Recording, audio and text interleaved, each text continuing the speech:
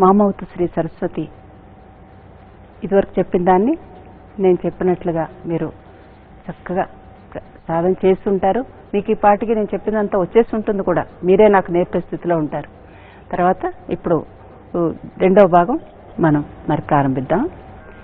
జతి అంటే జతి, ఇప్పుడు వచ్చిన జతి చతుస్రంతో స్టార్ట్ అయ్యి తిస్రం ముగింపు ఎందుకు ఇచ్చామంటే ఆ ముగింపులో ఒక రకమైన అందం ఉంటుంది తిస్రం విరుపులో, అందువల్ల తిస్రంలో చిన్న ముగింపు ఇచ్చాం. ఆ తర్వాత పాట పల్లవి.